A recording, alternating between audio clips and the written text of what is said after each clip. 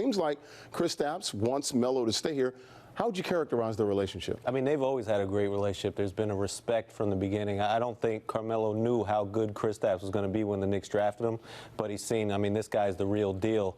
They've had a great relationship from the beginning, and Kristaps views Carmelo as a mentor, as somebody that's been important in his development.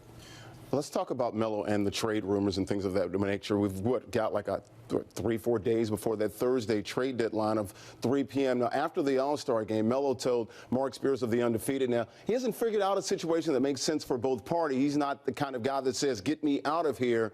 Where does this go with the trade deadline, and will Melo be here come Thursday at 3:01 p.m.? Well, we've always said, I've always thought and said that he's going to be here past the trade deadline, that if Melo's going to get dealt, it's going to be in the summer. And that's, I stand by that. I think that's what's going to happen, that, he's going to remain a Knick past the February deadline, and then in the summer is when things ramp up, when teams have, more assets to give up. They have the draft picks, they have more cap space, and that's really when we're going to see when when the Knicks make a full court press in terms of trading Carmelo. Why has it been so difficult for the Knicks? I mean, Phil Jackson hasn't even approached him about waiving that no-trade clause there. So why has it been difficult for the Knicks to even get any traction? It seems like there's been nothing in the works for them. I mean, there's a lot of hurdles, and, there's only 3 players in the NBA with a no-trade clause.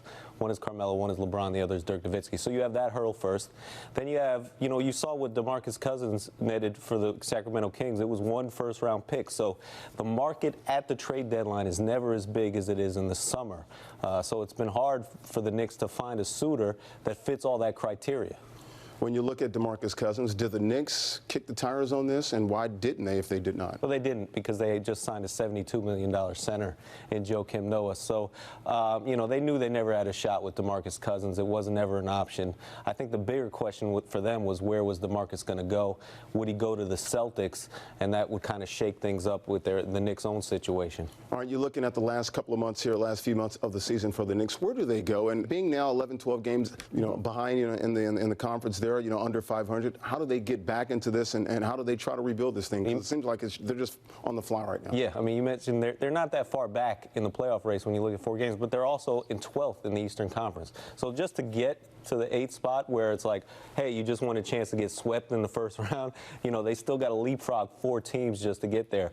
So, I think the playoffs are a very slim possibility for them right now, and they do have their draft picks, so that's really what they can look forward to during the summer. All right, we'll see what happens to the Knicks as they can get back into the playoffs. It's been 3 years since they've been to the NBA playoffs. He's Stefan Bondy of the Daily News. Thanks for stopping by. All right, thank you. Appreciate it.